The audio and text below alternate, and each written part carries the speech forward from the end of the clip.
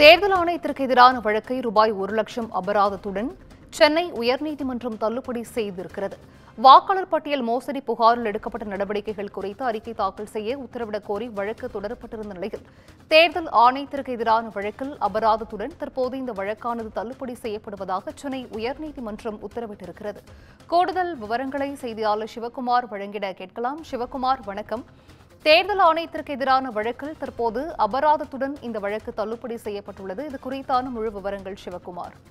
அதாவது உயர் நீதிமன்றங்களும் சரி, உச்ச நீதிமன்றமும் சரி, எப்பவுமே சில வழக்குகளை முன் வந்து எடுக்கும். அப்படின்னு பாத்தீங்கன்னா, ஒரு சில பல்வேறு வழக்குகள் போலீசாரால் கவனிக்கப்படாத பல்வேறு வழக்குகளை முன் வந்து எடுக்கும்.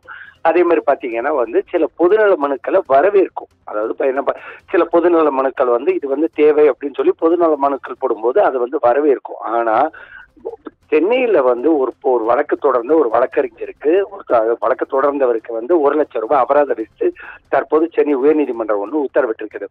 அதாவது வாக்காளர் பட்டியல் மோசடி குறித்த புகாரில் எடுக்கப்பட்ட நடவடிக்கைகள் குறித்த விவரங்களை அறிக்கையா தாக்கல் செய்ய தேர்தல் ஆணையத்துக்கு உத்தரவிடக் கோரிய வழக்கத்தான் 1,00,000 ரூபாய் அபராதத்தோட தள்ளுபடி செய்து தற்போது சென்னை உயர்நீதிமன்றம் உத்தரவிட்டிருக்கு.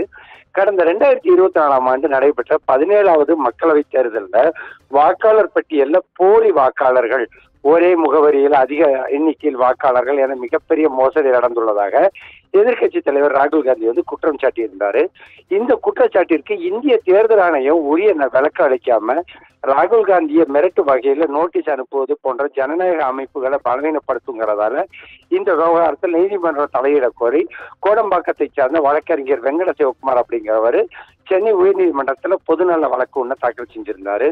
இந்த மனுவுல அனைத்து தொகுதிகளுக்குமான வாக்காளர் பட்டியல் தரவுகளை பொதுமக்கள் பார்வைக்கு PDF வடிவில் வெளியிட உத்தரவிடணும்னும், வாக்காளர் பட்டியல் மோசடி குறித்த புகார்கள் தொடர்பாக எடுக்கப்பட்ட நடவடிக்கைகள், விசாரணைகள் குறித்த முழுமையான அறிக்கையை தாக்கல் செய்யணும் அப்படின்னு சொல்லி இந்திய தேர்தல் ஆணையத்துக்கு உத்தரவிட கோரியிருந்தாரு.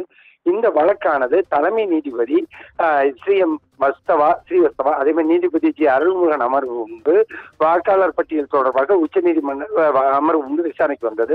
அப்போ வாக்காளர் பட்டியல் தொடர்பாக உச்ச நீதிமன்றத்துல வழக்கு நிலுவையில உள்ளது.